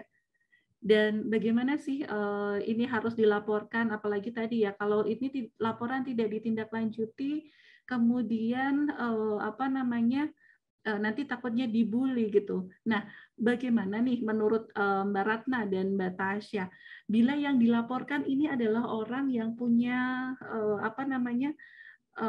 punya wewenang untuk meng-cut atau menerima laporan ini, tapi dia yang dilaporkan begitu. Siapa dulu nih? Boleh silakan Mbak Tasya atau Mbak Ratna dulu. Oke, aku dulu mungkin ya, nanti Mbak Ratna mungkin bisa melengkapi jawabannya. Ya, menarik Mbak. Betul, itu ada namanya sistem dalam risk management, dalam fraud risk management itu ada sebuah sistem namanya whistleblowing system. Itu untuk mendeteksi terjadinya fraud. Jadi bukan mencegah ya, kalau whistleblowing itu adalah untuk mendeteksi terjadinya fraud. Itu memang sistem yang di-create untuk mendeteksi apapun jenis fraudnya, siapapun pelakunya, dan ada di level manapun fraud itu terjadi gitu ya. Dari cuman sekedar pencurian stapler mungkin di kantor gitu ya, sampai pencurian barang-barang kecil di gudang atau penggelapan di perusahaan level tinggi gitu. Nah, challenge-nya kemudian kan kalau yang melakukan adalah level atas, orang kan takut gitu ya. Orang takut untuk melaporkan, atau bahkan kalau mereka ada di circle-nya bos itu, bisa jadi dia ditawari untuk menjadi bagian dan mendapatkan keuntungan. It happens juga. Jadi kita untuk saat ini kita fokus dulu ke jika dia mengetahui bagaimana caranya supaya dia bisa melaporkan itu dengan aman. Ya tadi dengan whistleblowing system ini. Whistleblowing system ini pada prinsipnya adalah sistem itu harus di-create untuk bisa menampung informasi dari si pelapor dan melindungi identitas dari pelapor. Gitu, completely. Jadi pelapor harusnya tidak boleh diketahui identitasnya. Gitu ya. Jadi anonim. Nah, ini memang jadinya terkesan berarti bisa surat kaleng, Dok. Berarti bisa aja laporan palsu gitu ya, atau untuk mengacukan kondisi aja. Bisa memang, tapi juga ada chance bahwa kalau identitasnya diketahui, pelapor itu nggak mau melaporkan gitu ya.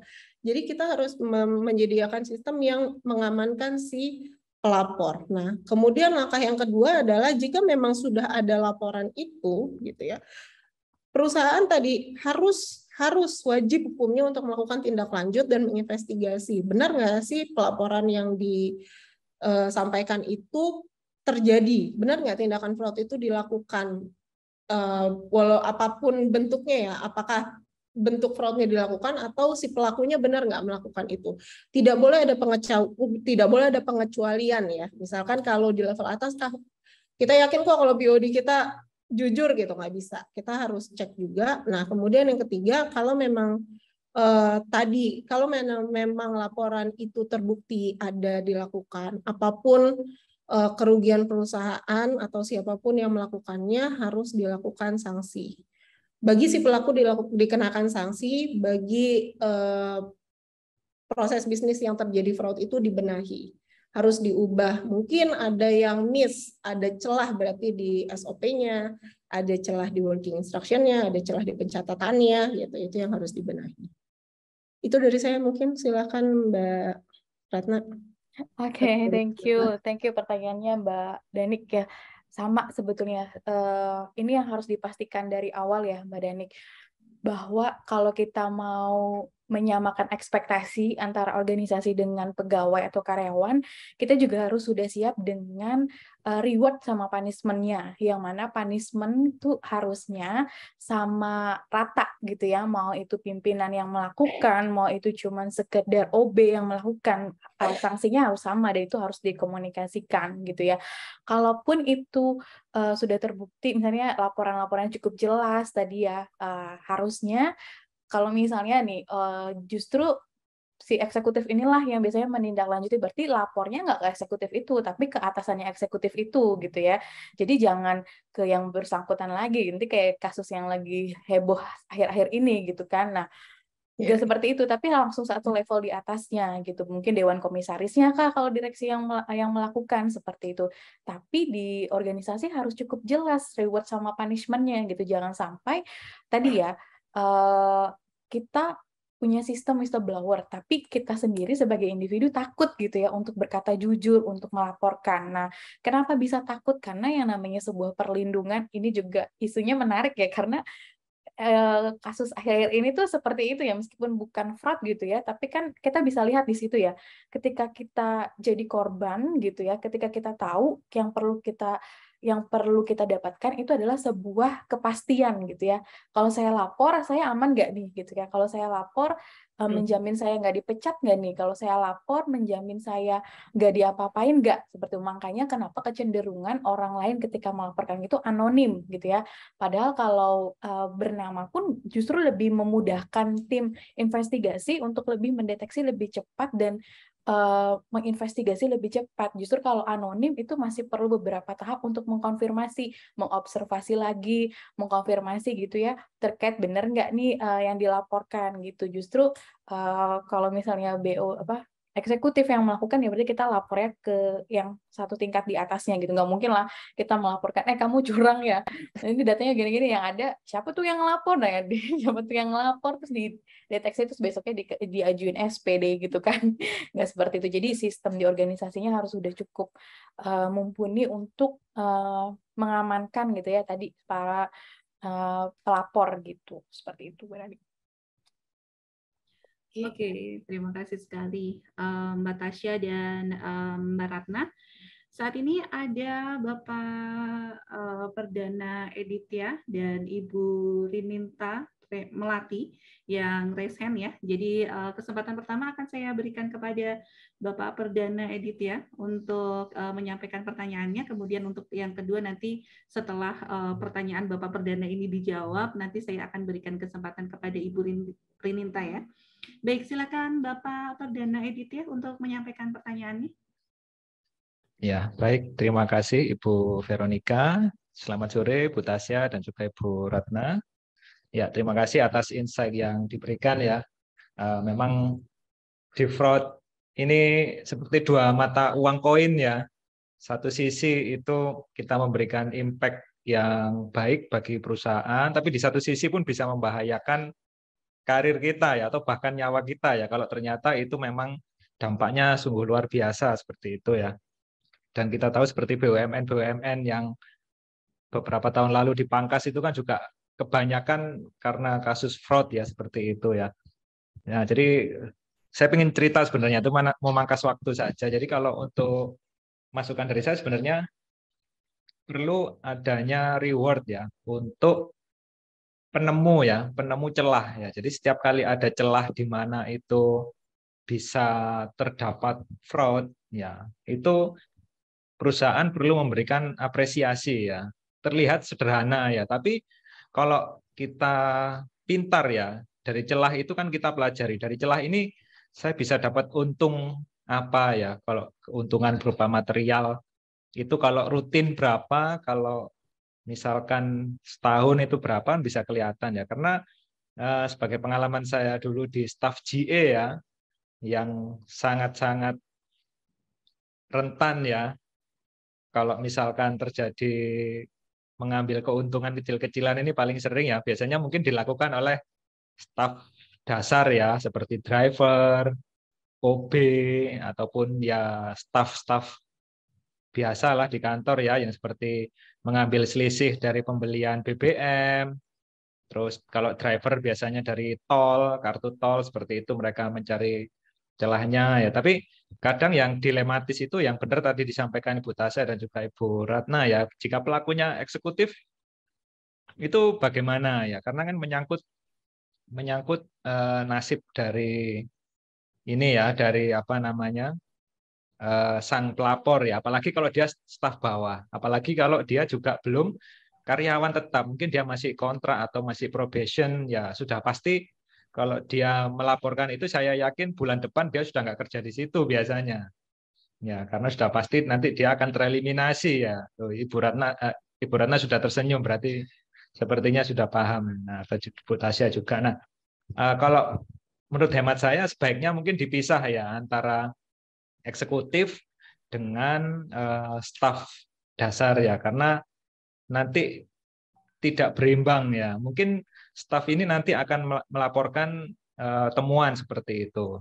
Mungkin sang eksekutif nanti juga akan mendapatkan sanksi. Tapi setahu saya sanksi-sanksi yang akan disampaikan biasanya hanya normatif ya, misalkan dari komisaris nanti memberikan teguran seperti itu. Nah, nanti dari eksekutif ke bawah ini tekanannya lebih hebat.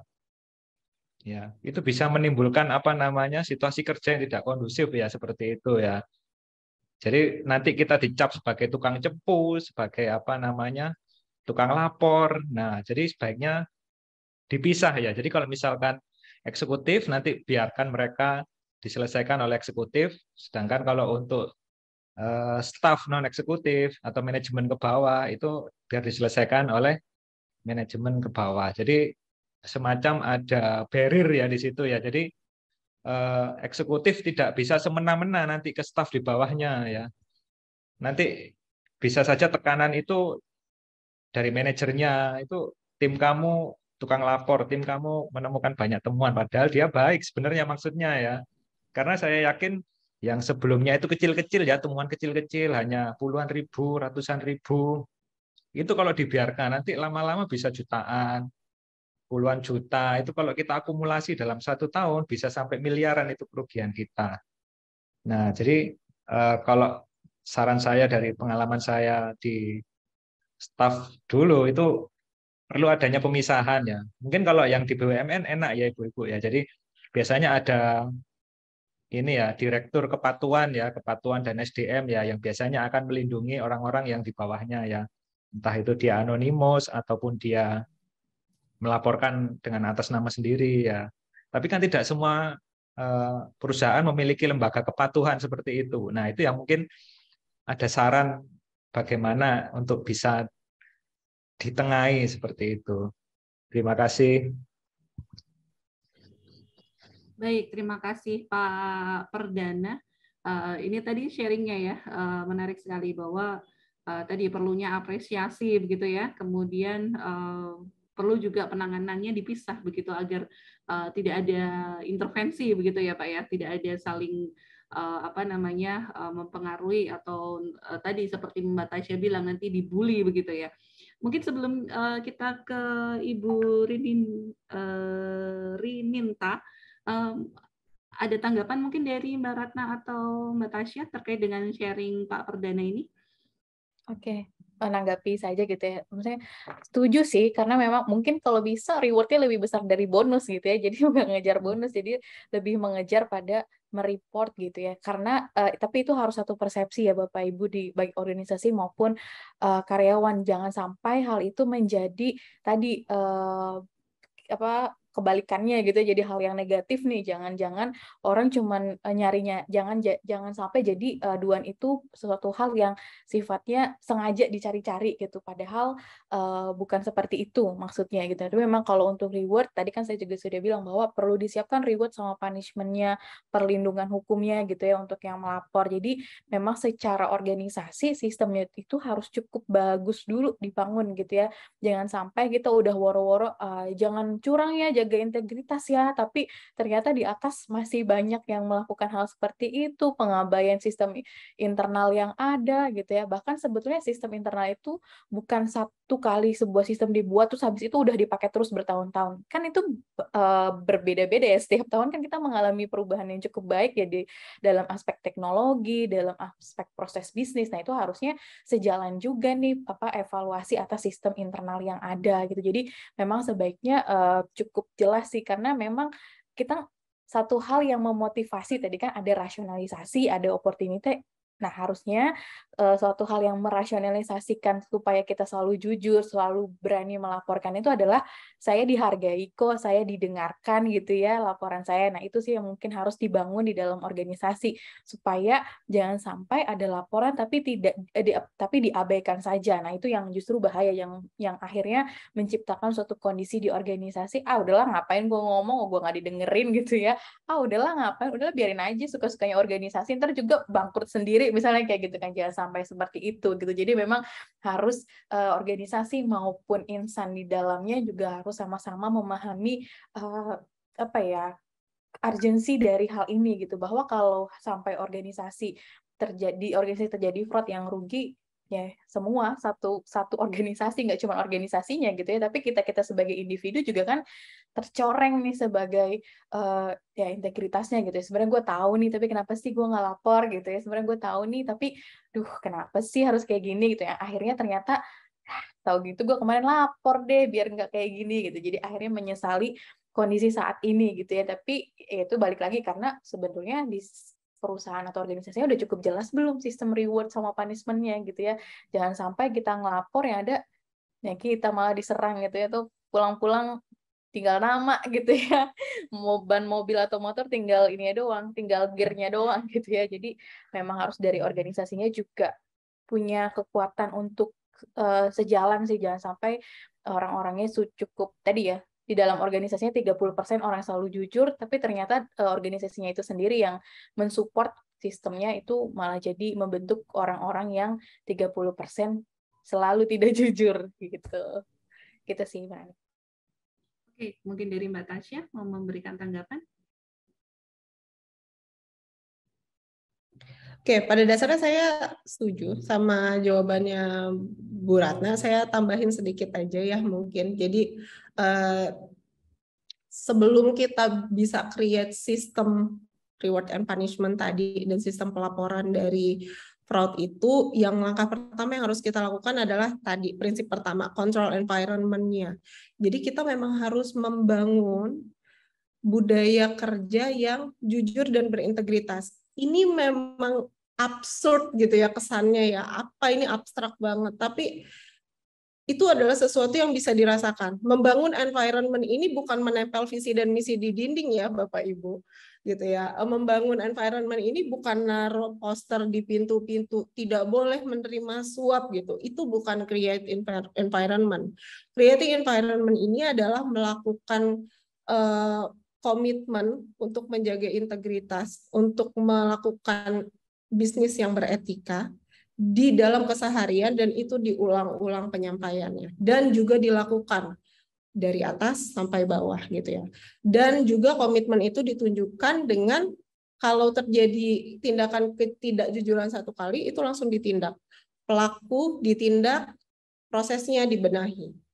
Itu dulu yang dilakukan. Kemudian baru kita establish yang namanya sistem reward and punishment.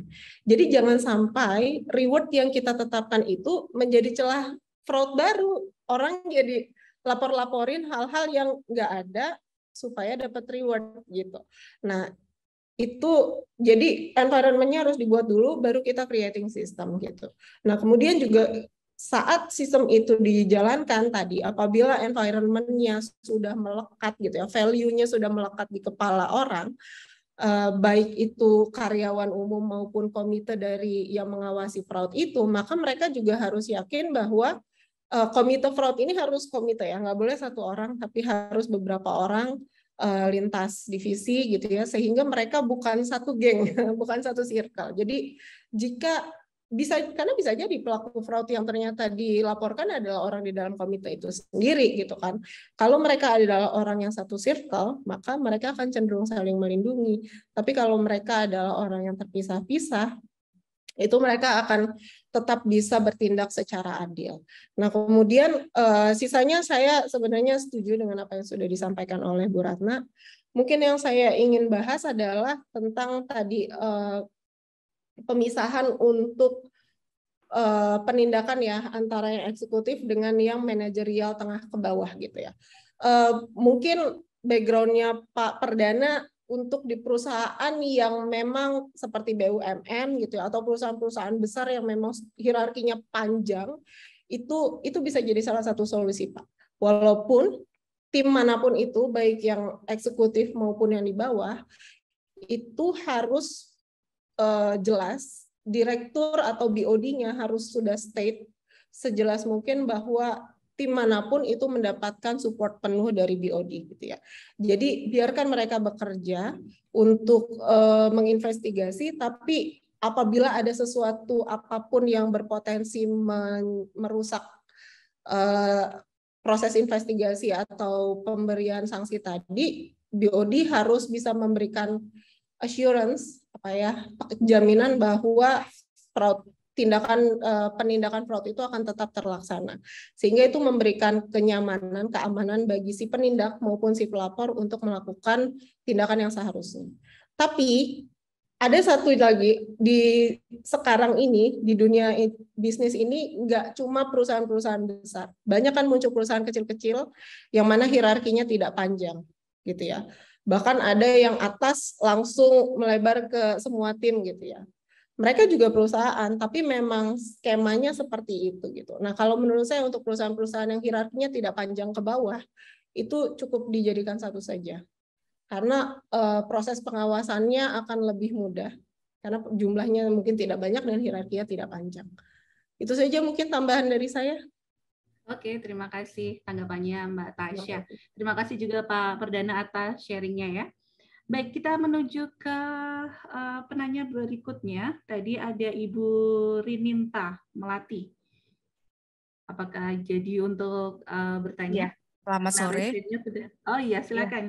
Saya ingin bertanya gini, kalau kita posisinya sebagai internal auditor, kita tahu bahwa itu fraud financial statement, tapi kita tidak punya pilihan lain untuk menerima itu karena itu dilakukan untuk kepentingan misalnya kita mau dapat pinjaman gitu, atau kita lagi minta investor untuk naikin dia punya setoran modal. Nah, kita terpaksa melakukan, kita tutup mata deh, atau salesnya terpaksa ditarik dari yang 2022 ditarik dulu nih, tarik ke 2021 gitu kan. Itu prematur sales gitu misalnya. Kita tahu gitu, tapi kita kayak nggak punya pilihan karena ini kepentingannya menyangkut untuk perusahaan. Nah, itu sikap kita itu bagaimana gitu, pendapat ibu-ibu. Terima kasih, itu saja. Independensi dari auditornya sendiri itu. Baik, terima kasih Ibu Rininta. Baik, mungkin Mbak Tasya dulu yang akan memberikan tanggapan. Iya, oke. Itu yang pertama itu jelas adalah fraud. Dan itu masuk kategori yang internal fraud tadi ya yang saya jelaskan, atau disebut juga manajemen fraud. Jadi itu adalah fraud yang dianggap dilakukan oleh manajemen, dan manajemen itu nggak satu orang. Manajemen itu adalah beberapa orang yang saling mengetahui adanya penyampaian informasi material palsu untuk mendapatkan keuntungan. Dan dari keuntungan yang kita dapatkan secara ilegal itu ada korban di situ. Baik itu adalah korbannya adalah investor maupun investor yang berupa publik misalnya ya, pemegang saham publik atau negara gitu. Jadi kalau pertanyaan Ibu Rininta tadi apa yang harus kita lakukan? Yang pasti adalah kita harus cegah. Kalau kita ada di dalamnya, ya kita harus tetap menolak untuk tidak melakukan itu karena sudah jelas itu adalah tindakan fraud. Lalu bagaimana kita menindak itu? Kembali ke yang kita bahas di awal tadi berarti. Sistem dari penindakan fraud, pelaporan dan penindakan fraud itu. Mungkin memang ada rasa kan ini untuk kepentingan perusahaan gitu ya, untuk kepentingan kita semua berarti ya, individu yang ada dalam perusahaan gitu. Tapi apakah jika satu kali ini dilakukan, apakah pasti tidak akan ada yang kedua, ketiga, keempat? Dan apabila tindakan kita ini diketahui accidentally, secara tidak sengaja maupun secara sengaja oleh karyawan-karyawan yang lain, apakah ini tidak menimbulkan persepsi bagi mereka bahwa ternyata perusahaan kita yang katanya menjunjung tinggi integritas ternyata melakukan tindakan fraud secara berjamaah meskipun bukan kita targetnya gitu ya, bukan karyawan targetnya yang dirugikan ya untuk saat ini. Kedepannya siapa yang bisa menjamin? Mungkin itu dari saya. Baik, Mbak Ratna mungkin mau menanggapi? Oke, tadi ada juga yang menyampaikan itu balik lagi ke independensi dari auditor internalnya gitu ya. Oke, tapi gampang juga ya jadi auditor internalnya ya. Saya masih butuh kerjaan. Kalau saya lapor ini juga sebetulnya kebutuhan untuk organisasi gitu ya. Apalagi butuh dana banyak gitu ya. Kalau misalnya takut ya ini aja, dibisikin aja ke auditor eksternal. Ada red flag ini nih, tolong dong diperiksa. Jadi biar auditor eksternal yang melakukan eksekusi. Begitu sih kalau dari saya secara teknis ya, memudahkan, karena memang ya berarti resikonya adalah kalau kita yang mempluit gitu ya, atau yang memberitahu ke auditor eksternal, berarti kita harus sudah siap dengan menyajikan berbagai data seperti yang akan diminta oleh auditor eksternal gitu. Karena sebetulnya yang namanya investigasi itu memang harus tim khusus sebetulnya gitu ya. Kita sebagai sumber informasi ya harus bisa memberikan data lengkap mungkin, senyata mungkin gitu ya, supaya itu bisa ditelusuri dengan cepat. Tapi kalau misalnya tadi independensi, sejauh mana kita bisa menjaga independensi, kan saya sudah bilang, semua orang pasti akan selalu dihadapkan sama dilema etis gitu ya. Kayak misalnya gini deh, ada yang minta-minta di lampu merah gitu ya. Kan kita selalu dihadapkan ya, aduh saya mau ngasih, tapi saya nggak punya uang receh gitu ya. Tapi kalau saya kasih ini gede banget gitu kan. Terus ada lagi pengingat di situ yang memberikan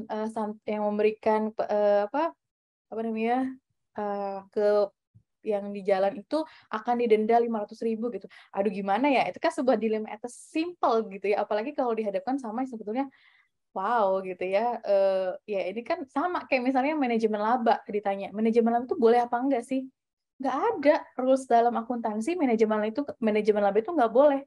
Kenapa? Karena secara standar itu disediakan, terserah perusahaan mau ngakuin pendapatannya prematur, mau ngakuin pendapatannya secara seperti apa, terserah perusahaan. Berarti kan secara standar akuntansi itu diperbolehkan sejauh ya tadi. Kalau satu kali oke, berkali-kali kan numpuk, jadinya fraud gitu ya. Yang awalnya cuma untuk supaya kelihatan bagus laporan keuangannya di depan investor, tapi lama-lama bukannya jadi bagus gitu ya, malah jadi bumerang gitu. Jadi ya memang balik lagi ke independensi, kalau nggak berani ya berarti tinggal dibisikin aja auditor eksternalnya gitu ya. Ini ada red flag di sini, tolong dong diinvestigasi. Kalau sudah eksternal kan nanti akan langsung dibicarakan ya. Gitu. Rasanya auditor eksternal lebih bisa meningkatkan independensinya gitu ya. Karena kalau auditor internal memang selalu akan dihadapkan pada ya saya yang ngangkat, yang mempekerjakan saya sebetulnya organisasi ini gitu ya. Tapi sebetulnya kalau kita balik lagi ke standar, terus kode etik profesi akuntan, ya memang sebagai akuntan kita harus menomorsatukan independensi gitu. Begitu sih Mbak Dani. Oke, terima kasih sekali Mbak Ratna, Mbak Tasya. Menarik sekali ya untuk fraud ini ya, dibicarakan, terus ada, dan terus menarik untuk selalu didiskusikan. Nah, sebelum kita mengakhiri nih pembicaraan kita atau diskusi kita pada sore hari ini, boleh saya minta masing-masing dari Mbak Ratna, kemudian Mbak Tasya untuk closing statement-nya.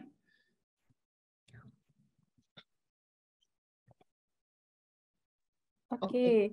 Silakan Tasya dulu. Oke. Ya, baik.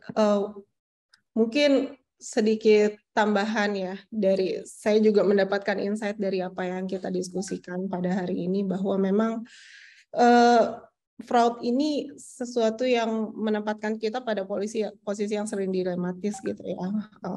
Apakah bahkan pertanyaan sebatas apakah ini boleh atau enggak ya sebenarnya dilakukan gitu. Ini kok semua orang melakukan, apakah ini berarti benar gitu kan? Padahal menurut saya ini salah gitu. Nah, ambiguity itu juga bisa menjadi salah satu sebab terjadinya fraud, sehingga perusahaan itu memang harus selalu melakukan evaluasi apakah perusahaan mereka itu rentan terjadi fraud atau tidak gitu. Dan jika memang dari temuan-temuan dari hasil evaluasi itu mereka merasa bahwa ada beberapa titik-titik kritis yang itu terus berulang gitu. Jangan takut untuk meminta pendapat dari pihak luar gitu ya, baik itu independent consultant maupun independent auditor, external auditor, untuk melihat secara keseluruhan apa yang terjadi di perusahaan. Karena lembaga luar itu akan lebih netral untuk melihat orang-orang yang ada di dalam itu penuh dengan kepentingan gitu ya. Baik dia merasa tidak enak karena teman, tidak enak karena atasan, tidak enak karena mentor, atau karena takut untuk takut kehilangan pekerjaan, takut dibully oleh teman-temannya, dianggap cepu dan sebagainya gitu. Jadi perusahaan harus kreatif untuk mencari cara yang paling tepat untuk menghadapi fraud, dan cara ini harus selalu dievaluasi apakah sesuai dengan budayanya atau tidak gitu. Saya beberapa kali sebagai independent consultant juga sering menemui dalam prosesnya ketika saya sedang mengumpulkan data, ternyata banyak laporan-laporan terkait dengan fraud ya, baik itu hanya pelanggaran kode etik saja yang levelnya masih kecil-kecil, yang kayaknya threshold gitu ya, ini mepet-mepet garis tapi memang sebenarnya sudah bisa dianggap fraud, dan ada yang memang beneran fraud, jelas itu adalah fraud. Nah, ketika kita menemui itu, maka si penerima laporan ini sebenarnya berhak melaporkan kembali kepada perusahaan ya dalam bentuk resume temuan-temuan yang didapatkan, dan perusahaan sebenarnya tidak boleh untuk menekan si pelapor gitu ya. Kenapa memberikan laporan yang salah atau memberikan laporan yang buruk tentang perusahaan kepada pihak luar? Itu sangat tidak boleh untuk dilakukan. Karena dengan melakukan itu, perusahaan sebenarnya sedang menunjukkan, mendemonstrasikan tindakan yang tidak sesuai dengan apa yang mereka utarakan di awal gitu ya, untuk menjaga integritas dan etika bisnis gitu. Jadi semua hal yang tadi perusahaan ingin komitmenkan untuk melawan fraud itu harus dilakukan oleh semua orang di semua lini pada semua prosesnya. Tidak boleh pilih-pilih. Ini bukan sesuatu yang bisa dipilih-pilih. Gitu mungkin dari saya, Mbak Dani. Oke, terima kasih. Silakan Mbak Ratna. Oke, baik, terima kasih Man. Dari saya singkat aja gitu ya. Kalau kita melihat fraud, tapi kita tidak berani mengatakan itu fraud, ya udah, kita sendirilah pelaku fraud. Jadi diam itu bukan berarti kita tidak melakukan fraud. Itu aja sih, Dani. Terima kasih. Oke, terima kasih banyak Mbak Ratna dan Mbak Tasya, juga kepada Bapak Ibu sekalian yang setia nih mengikuti Pojok Pintar manajemen ini dari awal sampai akhir. Ada hal yang menarik yang saya catat di sini, bahwa fraud itu dekat sekali dengan kita ya, dan penting sekali untuk membangun environment yang mendukung untuk penanganan terhadap fraud ini, bahkan untuk juga mencegah fraud ini, baik itu dari sistem, komite begitu ya, dan komitmen tentu saja. Dan perlu untuk menyiapkan SDM-SDM yang ada di dalamnya dengan terus-menerus mengomunikasikan itu agar gaungnya itu terus membahana begitu ya, dari tahun ke tahun, sehingga nanti itu menjadi suatu budaya dan suatu lifestyle mungkin ya di dalam organisasi tersebut. Baik, semoga melalui kegiatan kita pada hari ini semangat pantang berhenti berkarya akan terus menyala di dalam diri kita masing-masing, dan seluruh hal yang baik akan selalu berjalan dan terus berkembang. Untuk meningkatkan kualitas penyelenggaraan acara kami juga meminta kesediaan Bapak Ibu untuk mengisi feedback. Di layar Bapak Ibu terdapat barcode yang bisa Bapak Ibu scan, dan di chat room terdapat link yang bisa Bapak Ibu klik untuk memberikan feedback kepada kami agar pelaksanaan Pojok Pintar Manajemen ini dapat terus berkembang dan diperbaiki begitu ya. Setelah Bapak Ibu submit, nanti Bapak Ibu akan mendapatkan Google Drive berisi materi yang kita diskusikan pada kesempatan sore hari ini.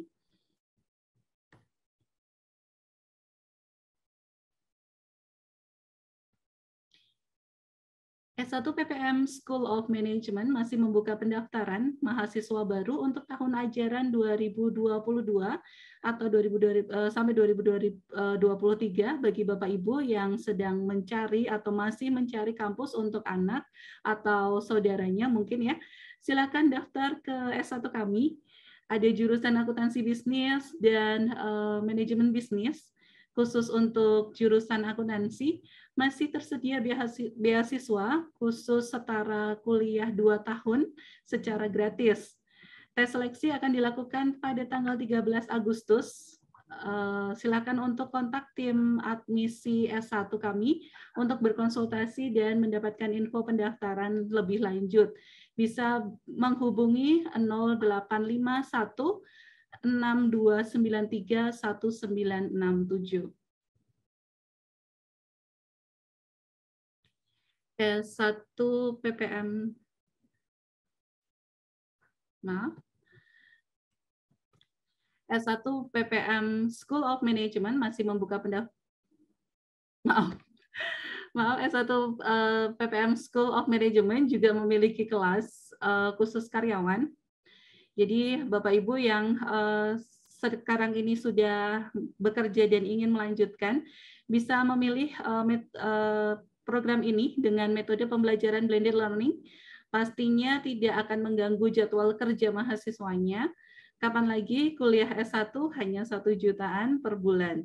Pendaftaran mahasiswa tahun ajaran 2022-2023 masih dibuka hingga akhir Agustus. Kontak admisi kelas karyawan ini bisa dilakukan di 0858 6768 4577.